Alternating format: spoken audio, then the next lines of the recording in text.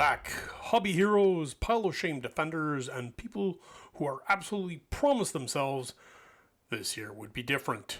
It's episode 13, and if you thought January was going to be a quiet hobby time, Games Workshop heard that thought and took it personally.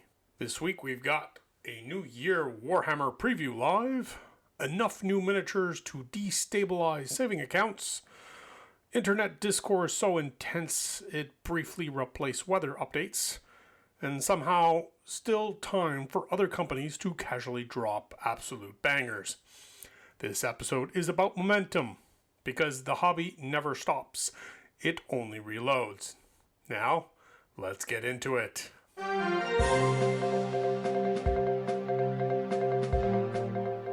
Hobby scandals. The Horus Heresy Internet Meltdown. We have to start here. Warhammer, the Horus Heresy, revealed new LEGO Custodes miniatures and a Libar book, expanding rules and representation across the Age of Darkness. And the internet absolutely lost its mind. Why? Because, brace yourselves, female Custodes exist. That's it. That's the scandal. Suddenly we had people declaring the lore is ruined. Everything is political now. This breaks immersion. My brother in the Emperor, it is 2026. This is 30k, and the settings include time-traveling demons, reality-eating gods, and a man who powers the galaxy by being extremely dead. But this was too far. Here's the thing. Custodes are handcrafted, gene-forged demigods personally sculpted by the Emperor. If you think he stopped at one gender, that's not lore purity, that's a lack of imagination. Some people desperately need to step away from the comment section, touch grass, and maybe paint something instead of arguing with strangers named TrueLore88.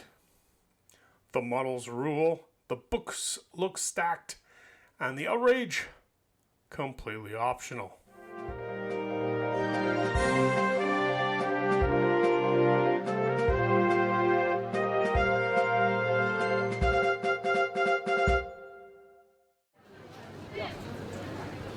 Community Watch.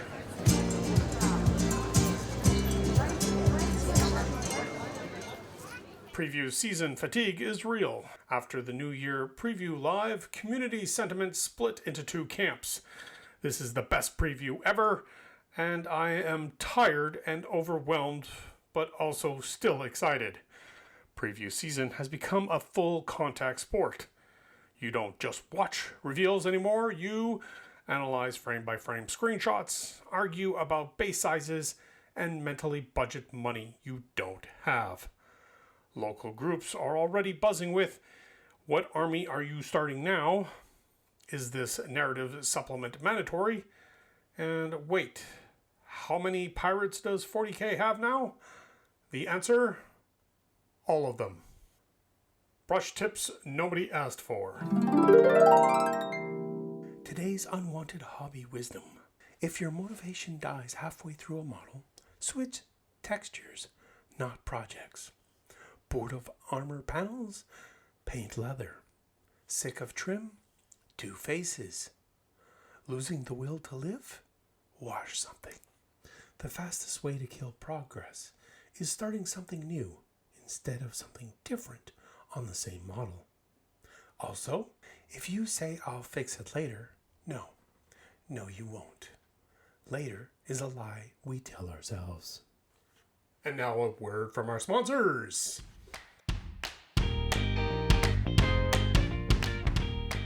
This episode is sponsored by Warhammer Preview Survival Kits, Trademark Incorporated, designed for hobbyists who said, I'll just watch the recap.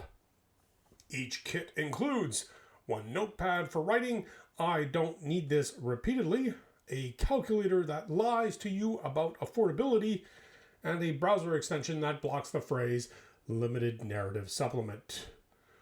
Order now and we'll throw in 1 unopened army box you forgot you owned, 3 half-built kits staring at you judgmentally, and a friend who says you might as well. You're already committed. Warhammer Preview Survival Kits, trademark incorporated, because willpower is temporary, plastic is eternal.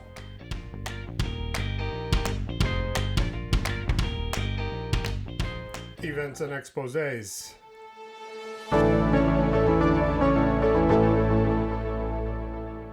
New Year Warhammer Preview Live 2026, the big one. This was a monster preview, so let's break it down. HuronBlackheart and the Red Corsairs. HuronBlackheart is back and he's brought friends. New Red Corsairs miniatures, champions, and a properly menacing presence on the table. This is Chaos Piracy at its finest. These aren't your edgy Chaos Marines, these are middle management renegades with a business plan. Perfect for narrative players, chaos collectors, and people who love spikes but hate commitment to one god. Aeldari Corsairs and Prince Yriel returns. Prince Yriel returns with a stunning new miniature, new allies, and an all-new plastic Viper. These Corsairs aren't scrappy pirates, they're elite, dramatic space aristocrats with incredible drip. If you like speed, style, and being morally ambiguous at all times, this is your moment. Maelstrom Narrative Supplement. The Maelstrom is now getting its own narrative supplement, complete with campaign rules, deep lore, and custom character creation. This is Games Workshop doubling down on play your dudes, but make them weird. Narrative players are eating good, competitive players are cautiously reading, and lore fans are clearing shelf space. Age of Sigmar. New miniatures, new rules, new spearhead cavalry force. The Bone Reapers are adapting to the Scaventide, and they are looking fantastic doing it. Nothing says order like hyper-organized skeletons riding into battle on very angry bone horses. Tizanich and Lumineth battle tomes. Magic fans rejoice. New battle tomes, new minis, new ways to outthink your opponent and still lose on objectives. These armies are for players who enjoy planning, scheming, and explaining their rules for 10 minutes before rolling dice. Blood Bowl. Elves are back. The Elves of Ulthuan return with a brand new team. They're graceful, they're arrogant, they will absolutely get fouled into the dirt. Blood Bowl remains the most honest Games Workshop game. Beautiful minis, terrible decisions, and catastrophic dice rolls. Non's Game Workshop Roundup. Corvus Belli. Acontecimento Combat Force returns. Infinity players rejoice. The Acontecimento Combat Force is back for a limited time, featuring alpha and beta repacks, classic out-of-production minis, and a free Dragos tag. This is aggressive, jungle-focused, close-range brutality. It's also a masterclass in buy now or regret it forever.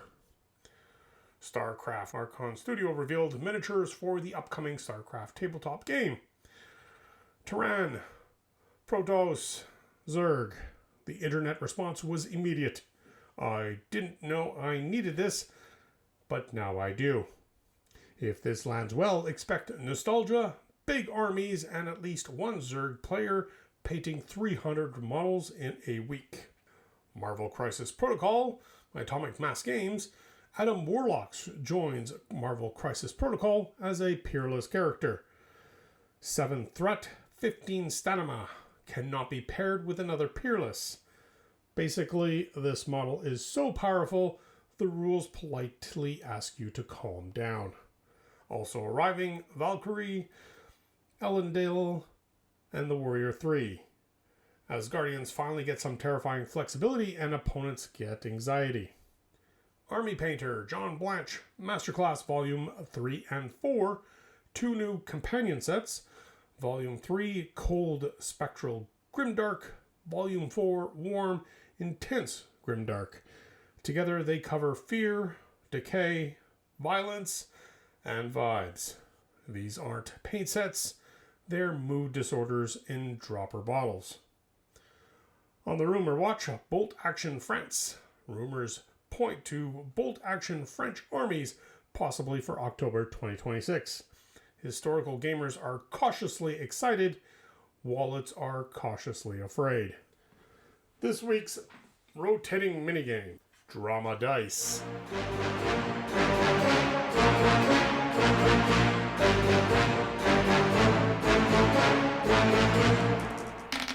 Here's how it works. Dice 1 picks a faction. Dice 2 picks a ridiculous scandal. Let's roll.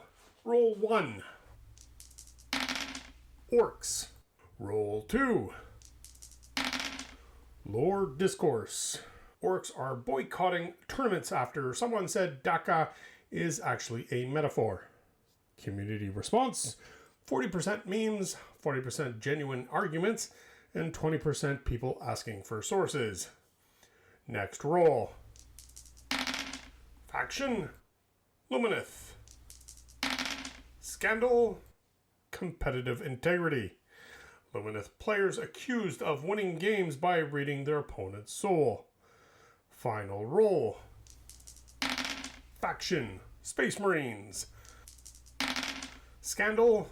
Model count. Marine players furious that a new box only includes 47 models instead of 48. And that's the Drama Dice, where the outrage is fake, but the reactions are very real. Predictions and closing remarks. Predictions for the upcoming week. Someone will say Games Workshop released too much and still buy everything. Horus Heresy discourse will somehow get louder. At least one preview model will be controversial for no apparent reason, and everyone will swear they're focusing on one army this year. They won't. Thanks for listening to episode 13. If you enjoyed it, share it with someone who says, I'm just browsing. We'll see you next time. Now go roll dice and maybe go touch grass.